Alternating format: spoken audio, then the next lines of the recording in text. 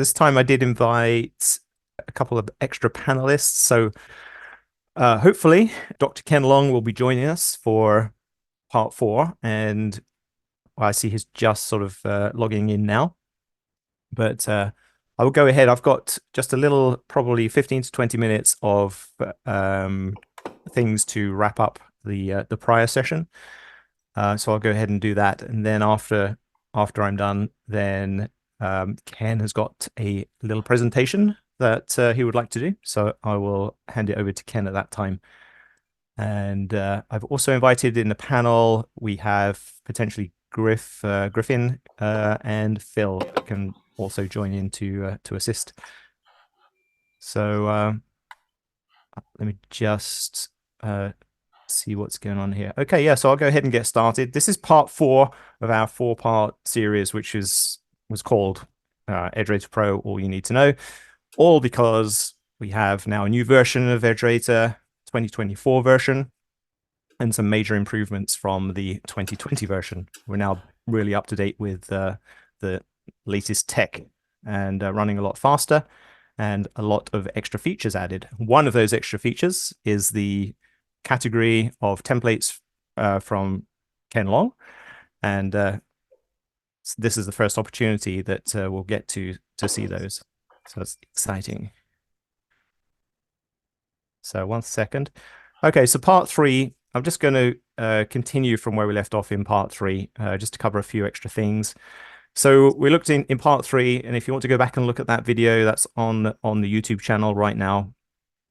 You can see the results from the volatility study that we did when we looked at the cross below the lower Bollinger Band versus the cross above the upper Bollinger Band, and how volatility changes in that case. And we also ran the batch of moving average cross simulations to kind of see if moving average crosses had any validity. But the main point of doing that was to take one of those results and then investigate Monte-Carlo analysis, so you can do statistical analysis of your trading results. And then we took the multi-factor analysis with seasonality factors. So that was super interesting. You can find out in different, it will depend on different years, different days of the week have different results in terms of whether they're good, or is it good to trade on a Monday versus a Friday, etc. So that was interesting.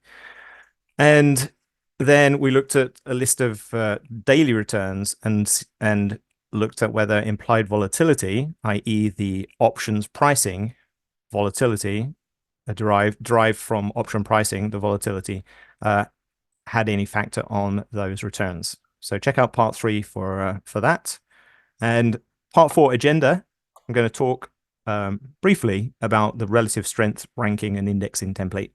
And then we have Dr. Ken Long here to discuss his approach to trading and give some ideas of what he thinks about trading, where you can go for more information, and a little discussion, an open discussion, a Q&A about anything he talks about, and we'll take a brief look at the templates as well. So in the Pro Tools category of templates, there are a couple of templates which assist with backtesting, which don't rely on actually running a set of entries, a set of exits, and doing a trade simulation. So one of those we looked at last time was the probability of touch template. And you can take a signal that you can create your own signal.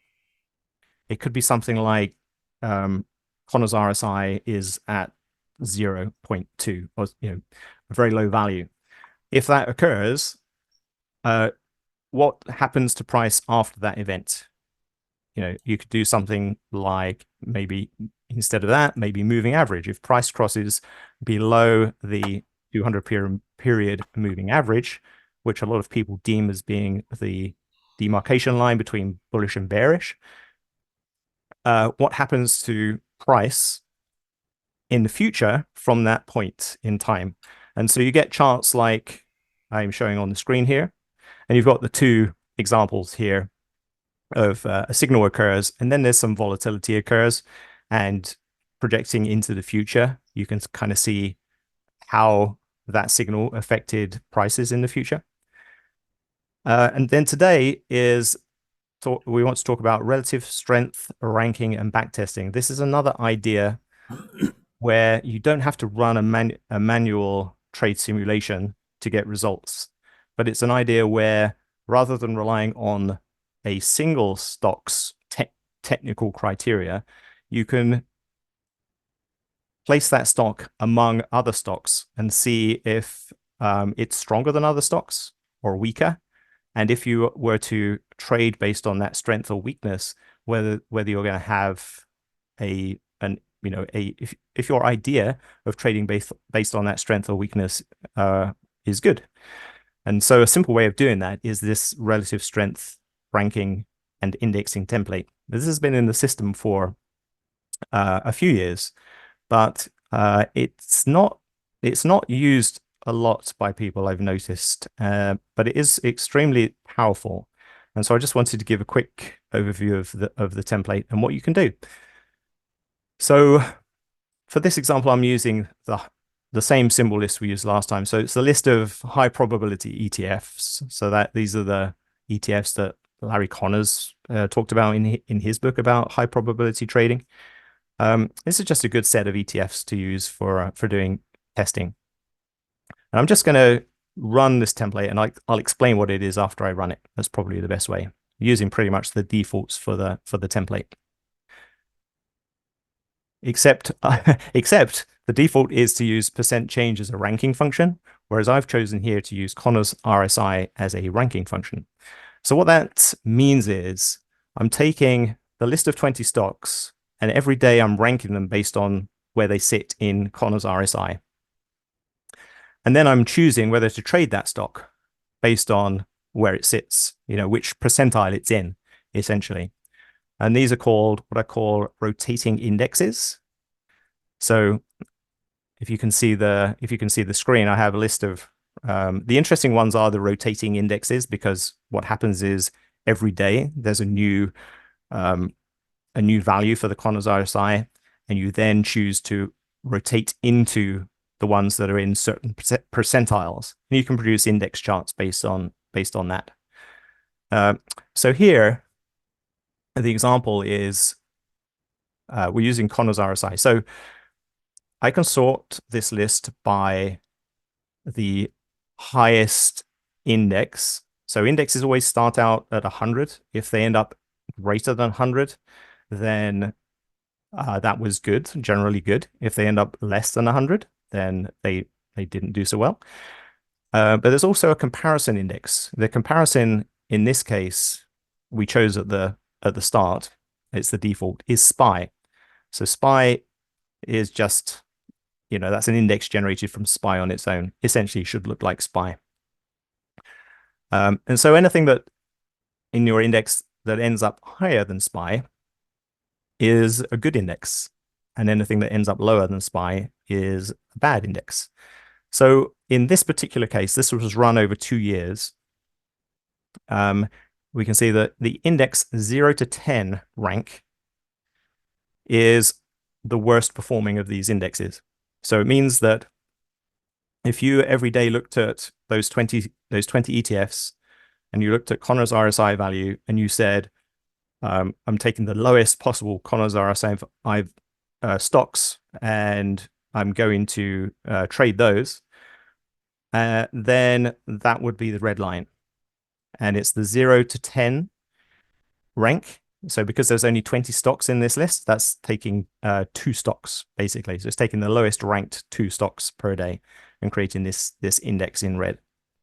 And then we have the SPY, and then above there we have the index 90 to 100. So if you were taking the highest ranked Connors RSI stocks over those 2-year periods, the highest 2, and traded those, you'd have an index which is better than SPY.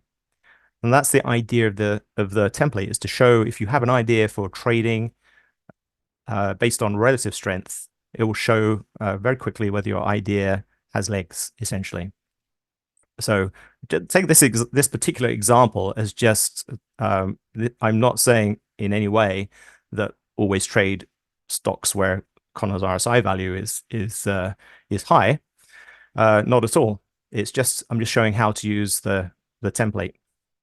So one thing I can do to compare those relative strengths is to, instead of using Connor's RSI as a ranking function, is to use something like RS. I'll use the Wilder's RSI. That's a relative strength function. And it doesn't have to be a function that's specifically designed for relative strength. It could be anything that outputs an analog value. And you can just compare different stocks against that value. So I'll just run that using the same date range. It just takes a little while to run. Okay, so this time we see that you should see that the green line, which is your SPY, 102.56, that should be exactly as it was previously, 102.56.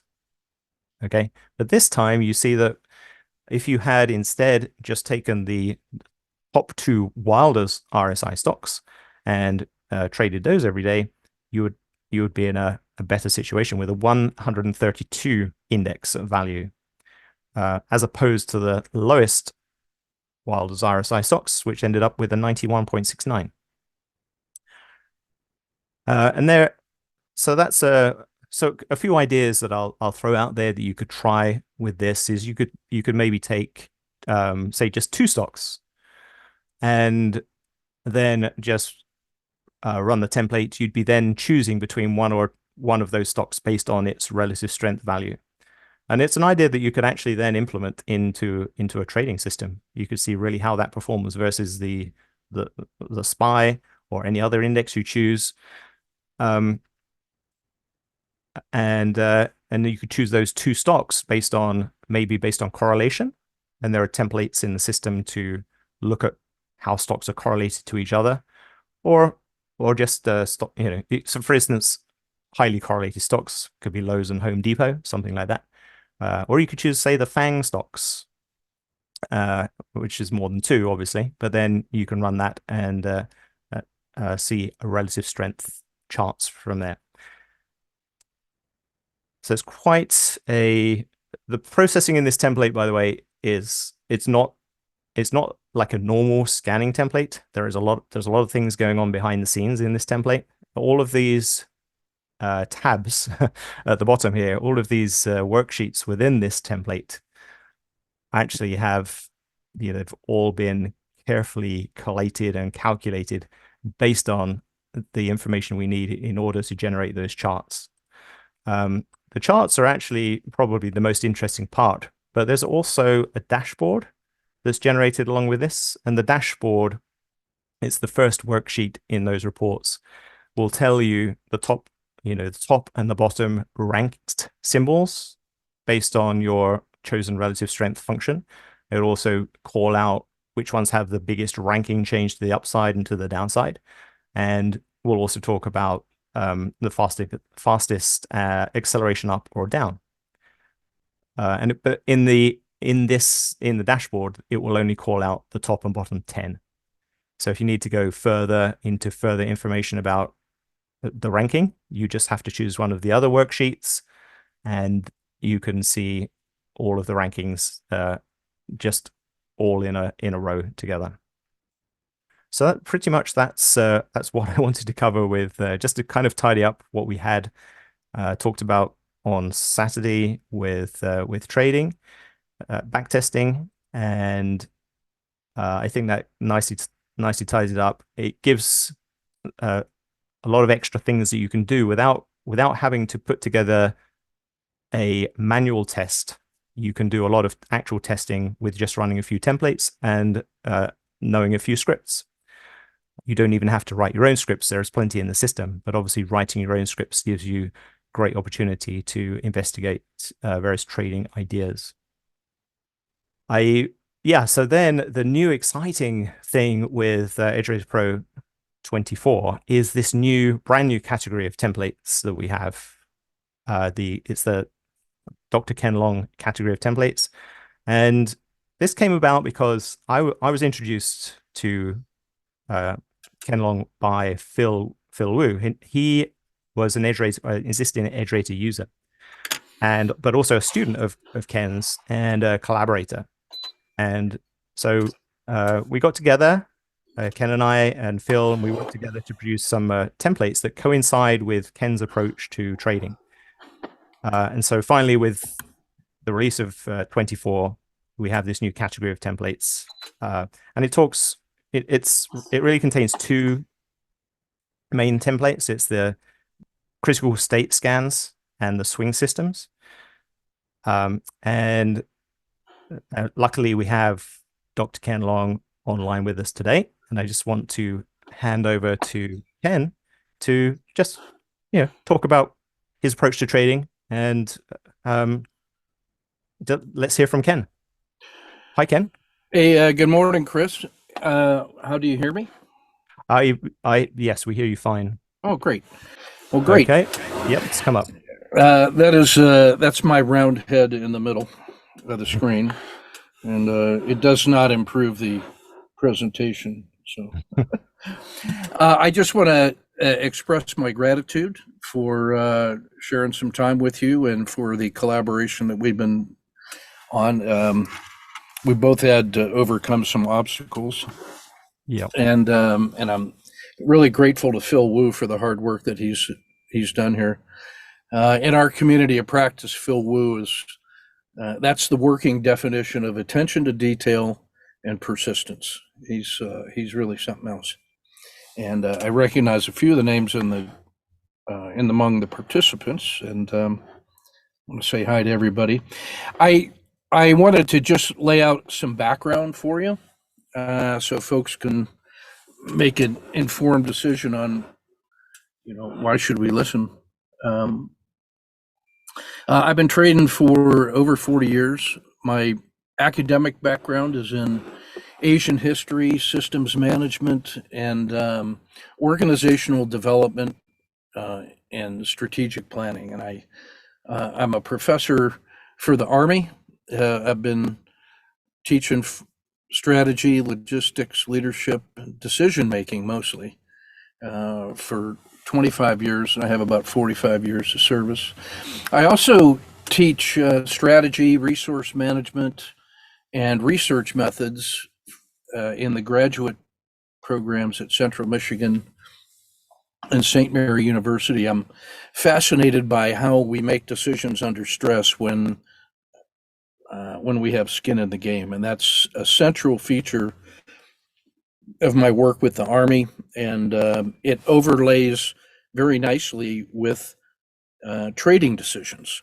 It turns out that the emotional and cognitive decision-making skills of traders looks almost exactly like the skills that are needed by Army leaders in combat. And so what I've found is that my soldiering has improved my trading, and my trading has improved my soldiering. In addition to that, I'm in a couple academic conferences that sharpen my skills for research, and I do some postdoctoral research at the True Storytelling Institute with my doctoral mentor, David Boji, who created that field. What I find very helpful about studying storytelling is our biological brain has inherited through evolution decision making and sense making that's connected to storytelling and story making. The phenomenon of written language and the scientific method is a relatively recent phenomenon when it comes to how our brain works. Scientific method is important. EdgeRater allows us to tap into the mathematics of trading, which gives us an edge.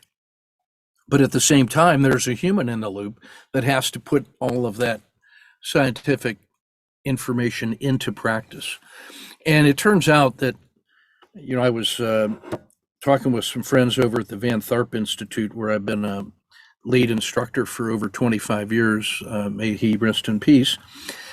And I was talking with those folks, and the number one problem that their clients have, and this resonates with me too, is that where plans fail, and that's in practice. And it was the application of good trading systems and rules, which was the single biggest challenge that most people in trading were having. So it's, compared to executing properly, it's actually easier to design a good system than it is to work it. And so my attention over the last 20 years has been increasingly on performance coaching and the implementation of robust systems.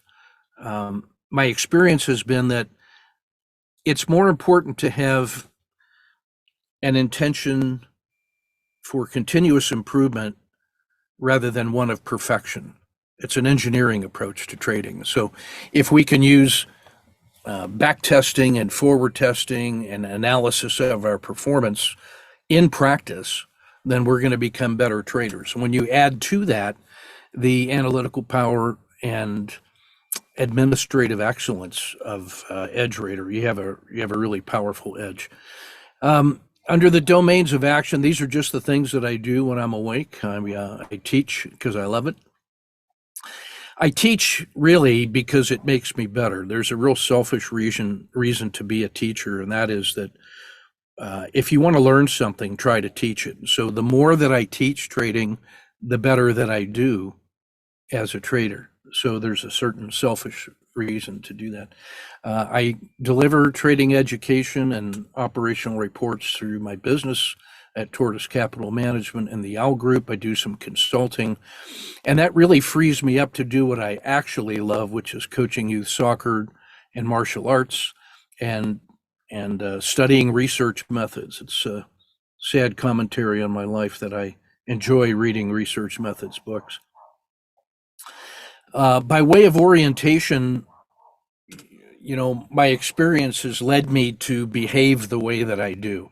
I'm a systems thinker. I am a whole person coach. I've just worked on my certification with the International Coaching Federation. I enjoy research methods and storytelling. I am a consultant for change management, leadership, and decision science.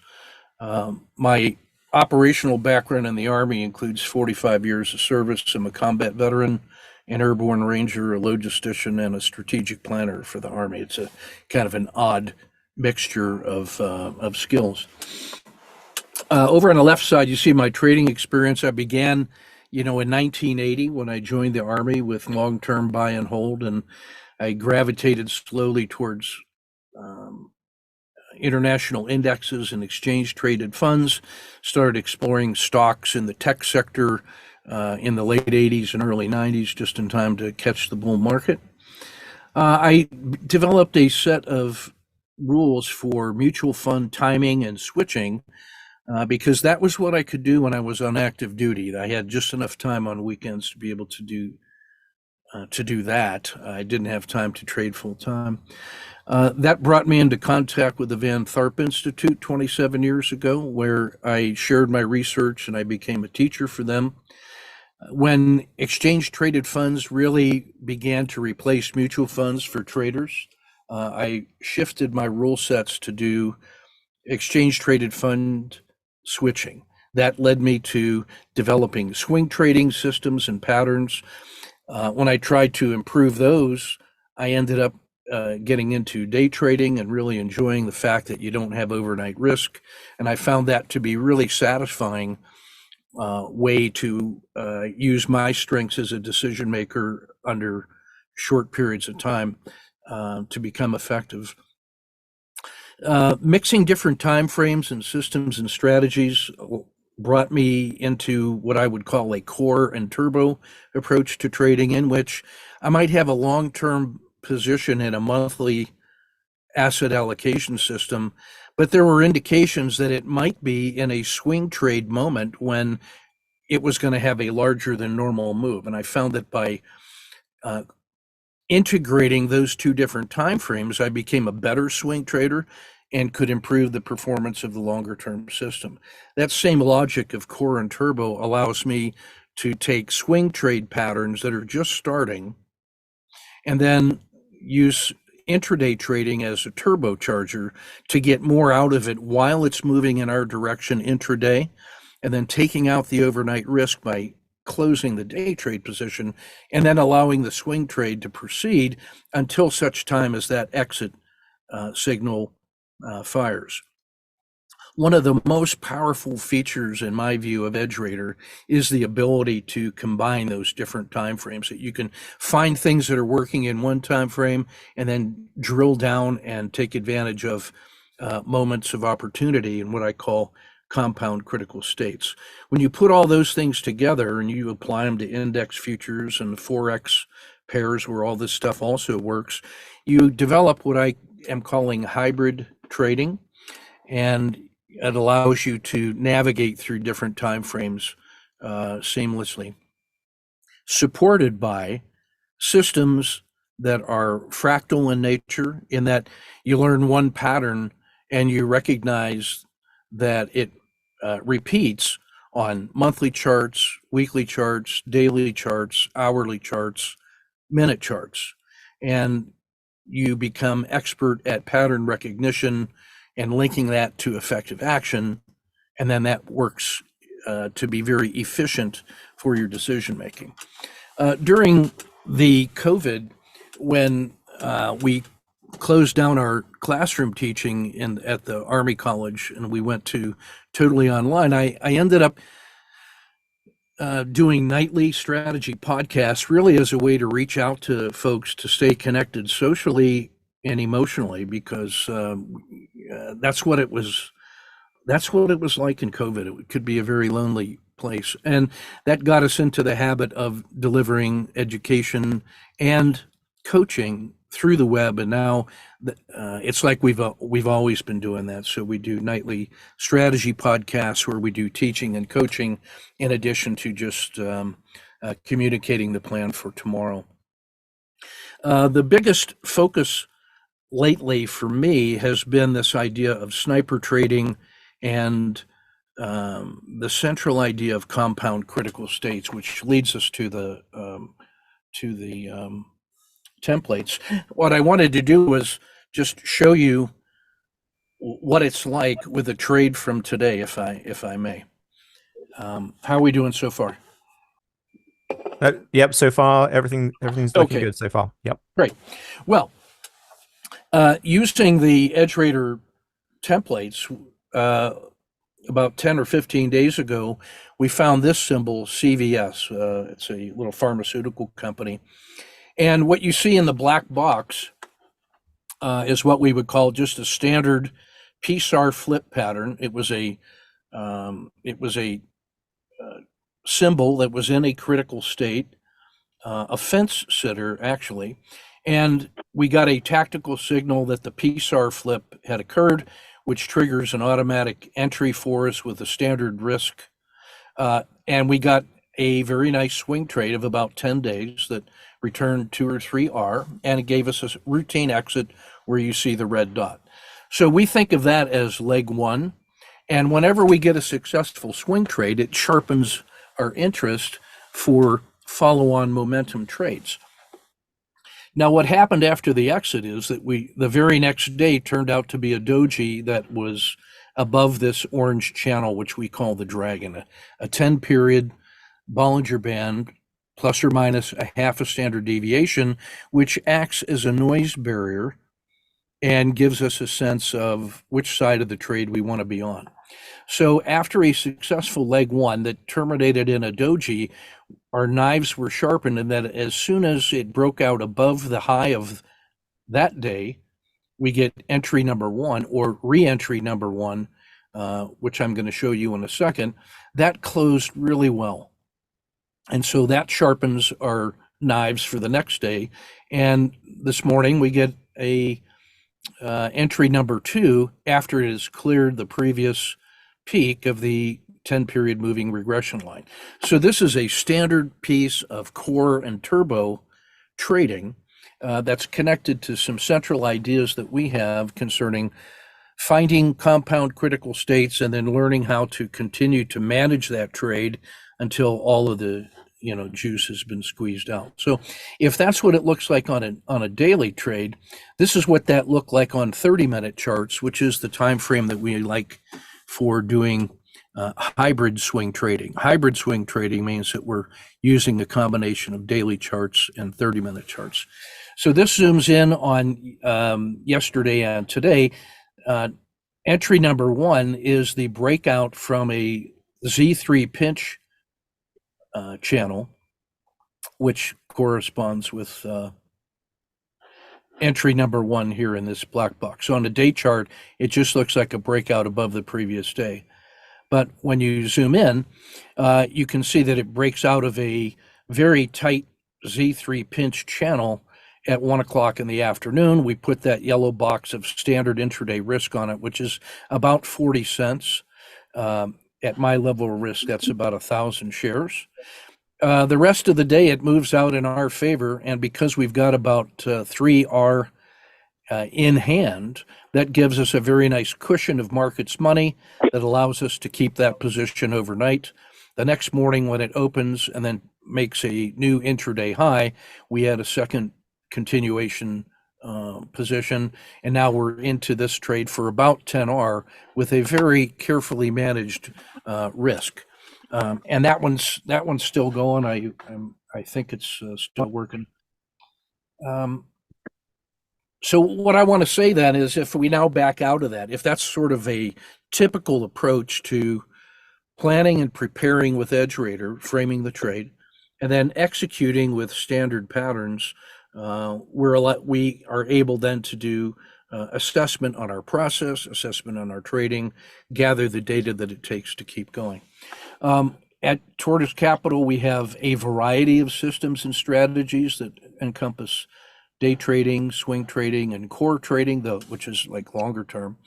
The two most actionable areas for traders that are not familiar with our work are what we chose to put into the templates, the sniper patterns, which help us find intraday trades that are ready to go and make larger than normal moves in either direction. And because we don't have a directional bias, we're really getting the expanded surprise volatility that comes out of critical states. And then the second and third templates are concerned with high reliability, robust mechanical trading signals. And these are channeling, overreaction, 5 days down, the 551W system, triple screen, and the washout pattern. All of those, we've been trading those mechanically, robotically, for 20 years. And all of the setups are built into the EdgeRater template and allow us to frame a trade for execution tomorrow intraday, but also as a swing trade until the exit hits. So in my view, these are the most readily accessible elements of how we trade. And what they do is they put you into positions where you are not surprised if you get a larger than normal move in either direction that can be carefully managed and then leads you to multiple days of trading. And this is what those templates look like. On the left-hand side, you see the swing systems. And what's not shown on there is all the beautiful math that Chris has put together to do all of the sorting and filtering and testing to see if the different criteria of the different systems work. And then in this summary table here, you get to see which patterns have fired on which system. And then simply clicking on those leads you to a chart that auto frames it, which I thought is a beautiful piece of work. And you might want to show a couple examples of that. You're much more expert in that than I. But what I find really, really helpful is the ability to go from planning and preparing into instant readiness for execution. The ability to see the trade on a chart to determine if it, satisfies your inner trader is really, really powerful. And I think the work that you've done on that is simply superb. On the right-hand side, you see what we call the critical state scans. And what we do on the critical state scans, and this is unique to our approach, I believe. I haven't seen anybody do it this way. We aim to find a critical state in terms of price location over different look back periods, and volatility critical states, where we're looking for things that are either extraordinarily quiet or extraordinarily volatile. What we find is that the combination of both location and volatility creates conditions in which the maximum number of other traders out there in the world are ready to respond in an emotional way to price movement. But what happens typically is that traders get used to trading the way they like to trade on their time frame, and so they get used to the normal movement of symbols. But when different demographics are all independently geared into that price and it starts moving, and they all start independently trading out of emotion, either fear or greed, suddenly you get explosive moves that catches them all by surprise because they're used to their type of volatility. And now suddenly when you get increased volume and all these different demographics firing, you get the kinds of multi-day movements that catch everybody by surprise.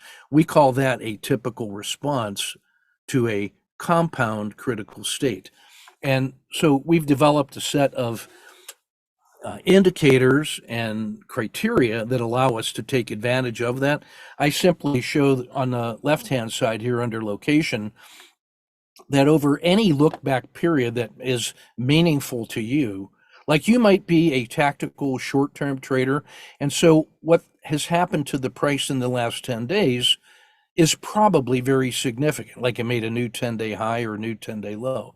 So we identify the A region of overbought and the C region of oversold as being more likely to produce the kinds of large surprise moves than if it was just monkeying around in the middle. And then over a 30-day period, what I like to think of as midterm or longer term swing trading, it might be a 30-day look back. And then for longer term buy and hold or position traders, I like to think of 30 weeks or 150 days as as an important time frame that guys like to know where it is in the 30-week highs or lows and where it is inside that trading box.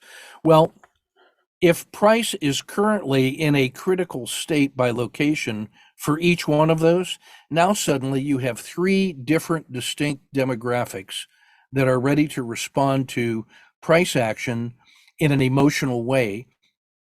And it's not unusual to find that that produces extreme short-term volatility, which is what we're looking for. As more like shorter term traders for intraday or swing, we need the volatility to be able to really exploit our edge, which is the ability to make good decisions routinely when everybody else is kind of either panicking or in a greed state. So if trade location is one of the ways that we find good targets, volatility is the other way. And this is unique to us and to this template, the idea of a 5-day range of volatility. What we care about is the highest high and the lowest low of the last 5 days, and we express that as a percentage of price. That gives you a sense of just how volatile that symbol is. And then we go back 30 5-day periods to find the most volatile and the least volatile periods of time, and then we rank it something like this. So if I'm looking at a symbol like Caterpillar, a great American company, and I take a look at the 30 periods of 5-day volatility, where I'm really interested in Caterpillar is when it's extremely volatile or extremely quiet. I love it if it's extremely volatile already because I know that it is in play, that there's reasons to believe that that momentum short term can continue because it's already moving out at an abnormal rate.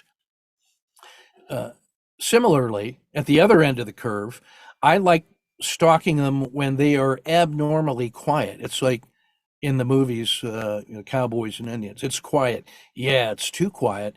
And when things are too quiet, the first movements out of those compression zones attract all kinds of attention simply because of the absence of previous volatility. So it is an exaggerated reaction. And that is quite often the first step towards what's going to end up becoming a very volatile 5-day move, because you get the first day of surprise volatility. End of day traders come in and momentum traders on the second and third day. You have guys that are late to the process on the fourth day, and then maybe the volatility increases because now they're profit taking. So that first day of surprise volatility from quiet conditions can often lead to 5 days in a row of exaggerated volatility, which is perfect for folks that can do both swing trading and intraday trading. So the combination then of location and volatility allows us to find targets that are in compound critical states.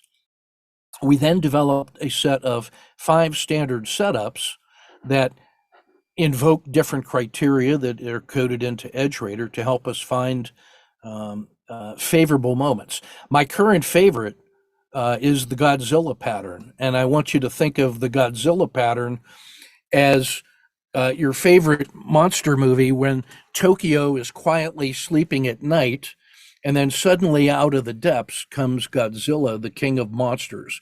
And he is slowly coming up to the edge of the beach.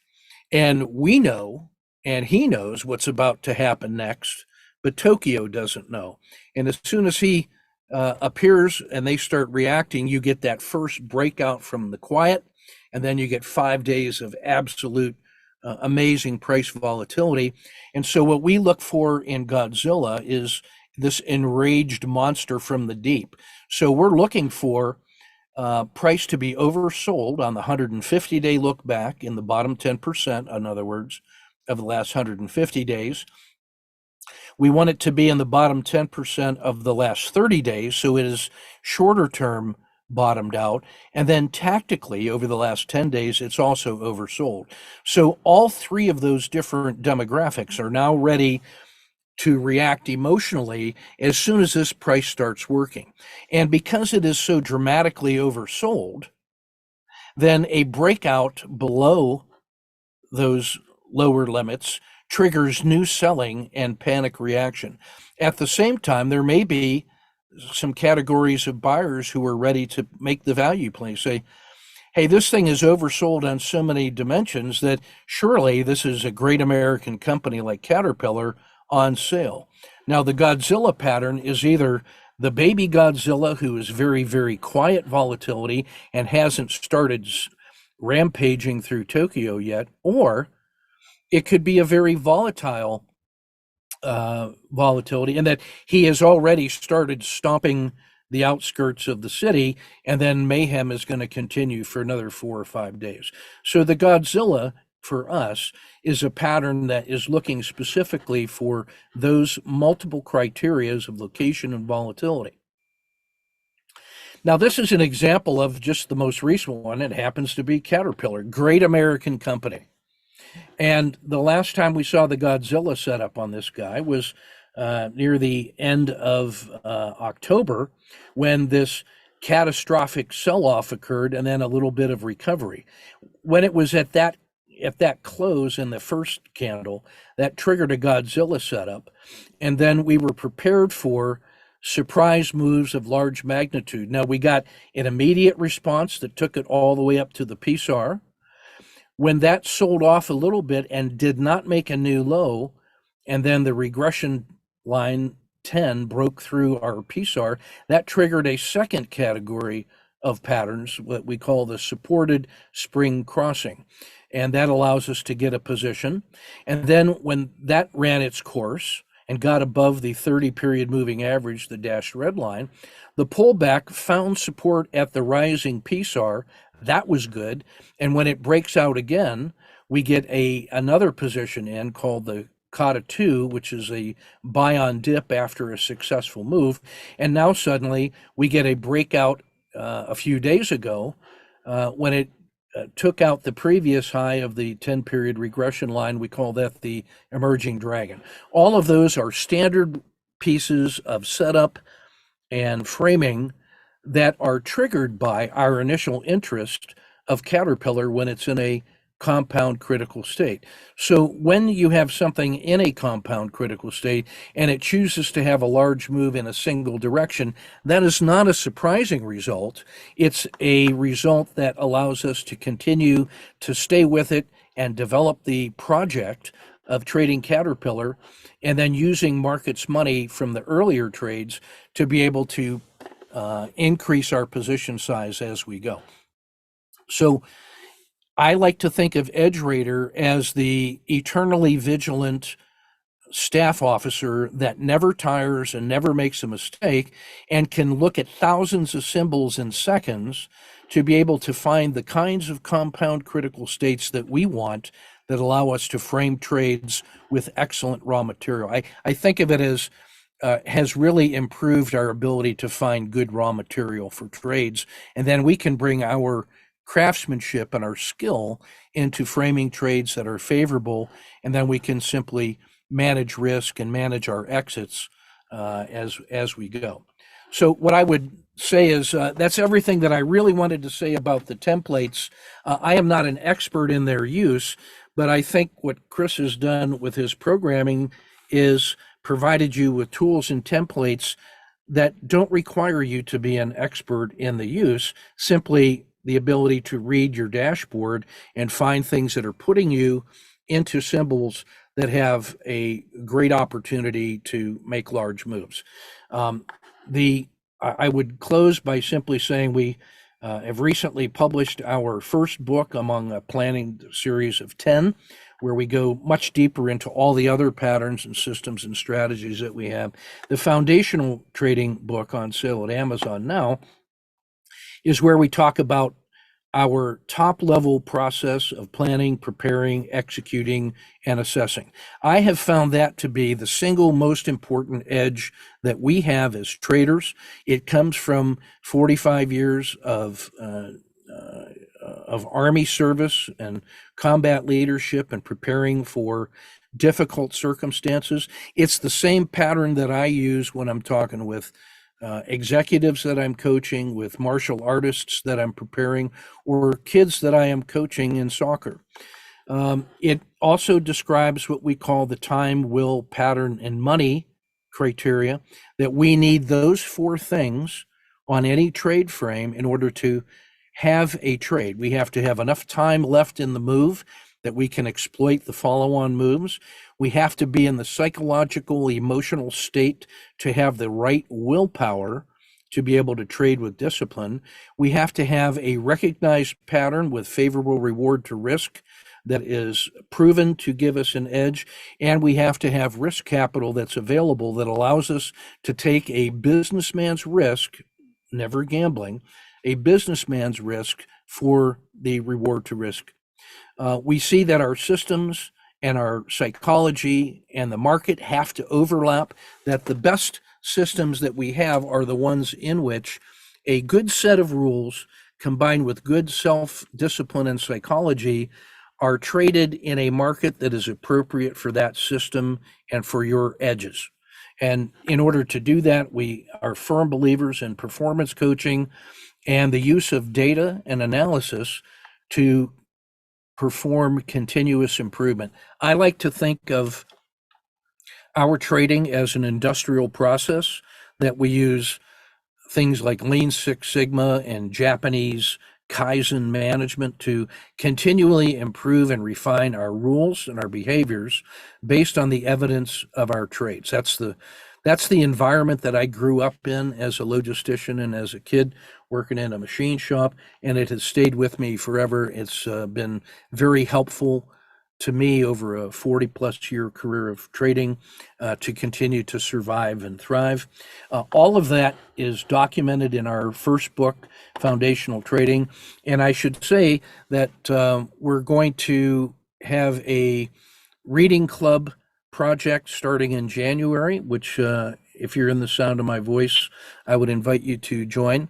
We're going to read one chapter a week and then get together for an hour each week and talk with the authors and take a look at key insights and do some question and answer and dialogue. And over the course of about 15 weeks, We're going to read that book very carefully because we basically use that as the framework for all the trading that we do. And I would be honored if you guys are interested in joining. We're going to record all of those sessions, so you can get to it when you're ready. All you need to do is send me an email, and I'm happy to do that for you. If you'll send me an email, let's see, I think I have it on the front page. Yeah, longke@yahoo.com is my permanent email address. You can always reach me. My homepage is at tortoisecapital.net, which has hundreds of goodies and resources free as my guest to take a look at some of our traders and what they do and some of our big ideas and how to plan, prepare, execute, and assess. And that's everything that I wanted to say. And I'm just really grateful for the opportunity to share some time and space with you. And I'm really grateful to Chris. I'm a longtime admirer of your work, and it's been a real honor and a privilege for me to work with you. And without further ado, that's everything that I have. Okay, well, that's excellent. Thank you so much, Ken. Yeah, some really great content information in there. And from my point of view, it's also been a privilege to work with you on these templates, and I have learned a lot as well by doing that.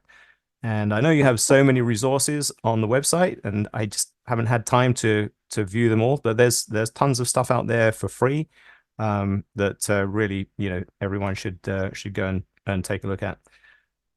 Also, the book is an incredible deal as well. I think you can get it on Amazon at the moment for, is it like $10 or something for the Kindle version?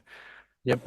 Yeah. So like in terms of information and cost for information, that's just an amazing deal. Well, I bought Phil a had copy a of that. great idea. Yeah, Phil had a great idea on that too. He put a bunch of coupons in it for folks that are interested in our, follow-up teaching and coaching or whatever. There's probably hundreds of dollars worth of discounts in there.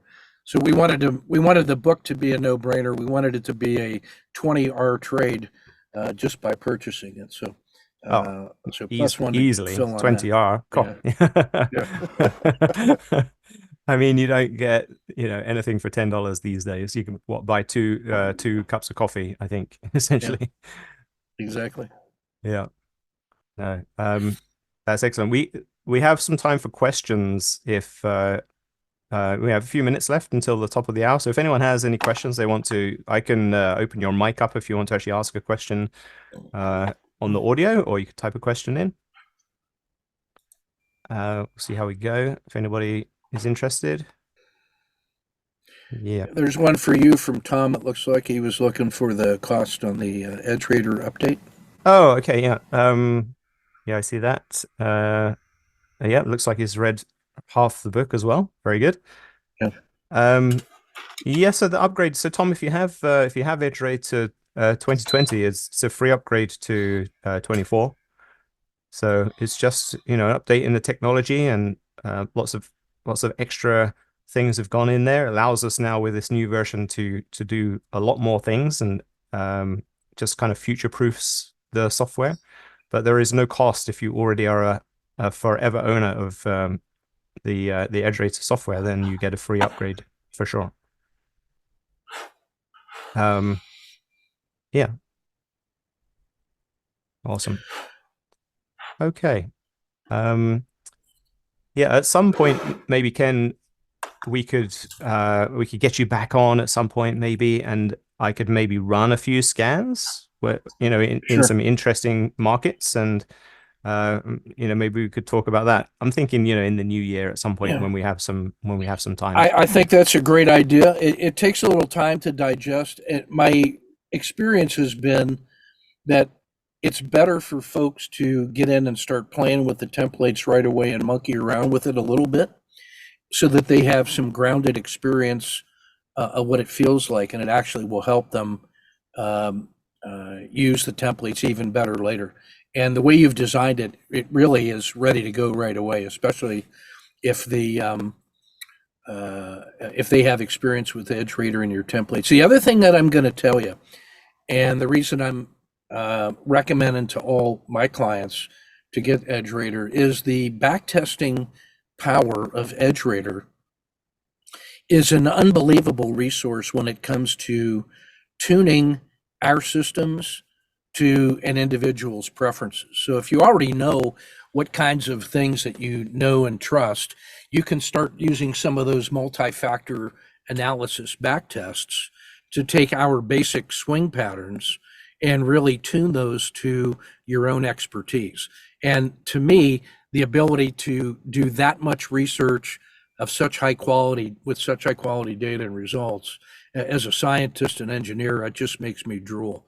So I think in fact, I've asked Phil Wu to start putting together some work on showing the back tests and what can be done with some of our systems and areas where fine tuning is really indicated. So I would be happy to do some more work in January, like on focused, some focused patterns, maybe out of the critical states one time, and then maybe out of the swing trades another one.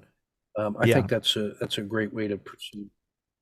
Yeah, that would be excellent. I think people enjoy, you know, having somebody with obviously the expert knowledge looking at the scans rather than them just looking at scan results because Yeah, I think you're right. you can explain more about how you might trade that, how what your entries might be and what your exits might Exactly. be, that kind of thing.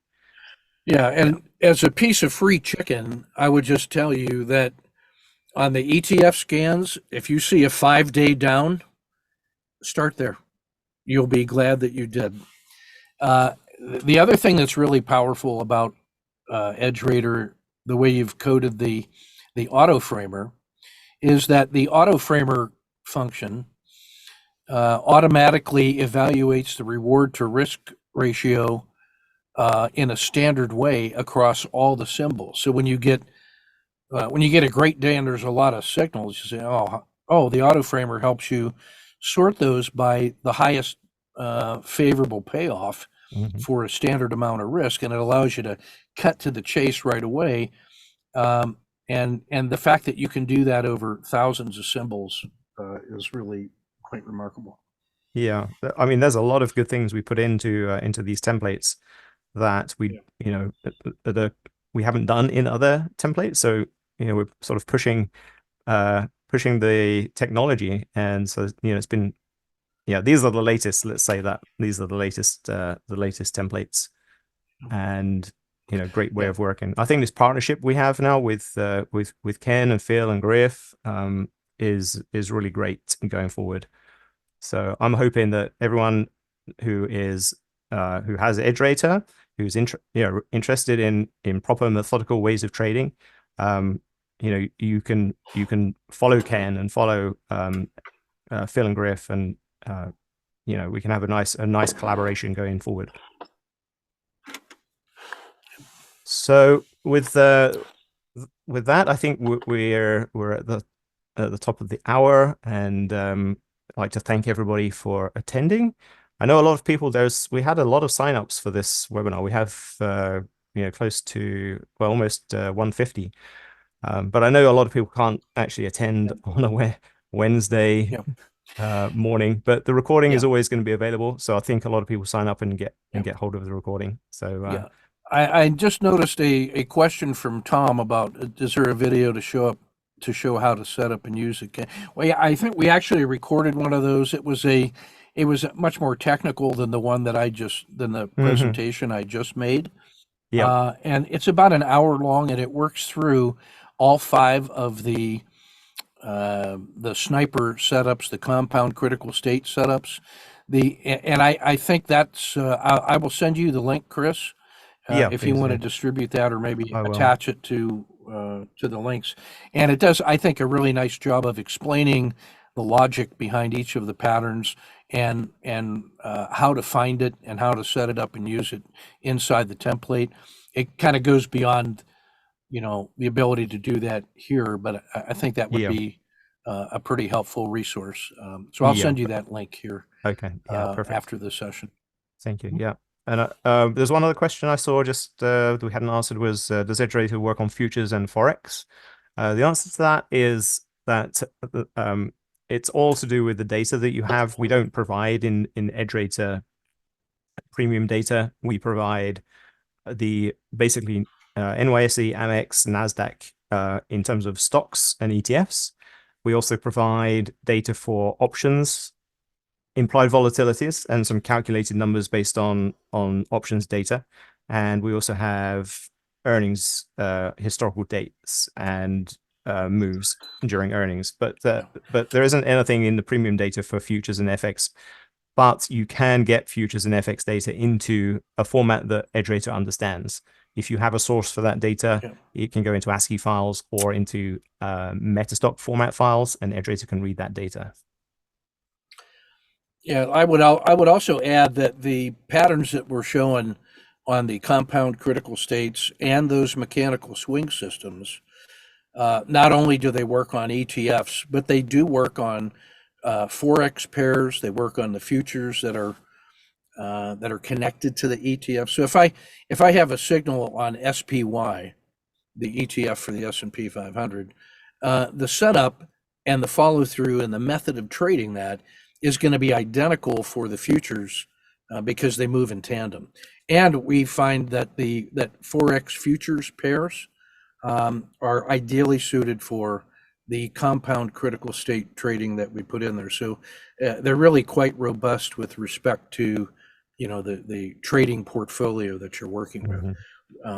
And even in the basic data set that you have, you can find a proxy from an ETF or an index that correlates to the futures or the Forex pairs that people are interested in trading. So it's a very economical way of doing all your planning and preparing over. Yeah, thank you. Okay, right. I think we'll wrap this up. Thanks, Ken. Awesome that you could spend the time to come on today. Really appreciate it. Yep. Okay. Yep. Cheers. Okay, cheers. Goodbye, everybody. See you next time.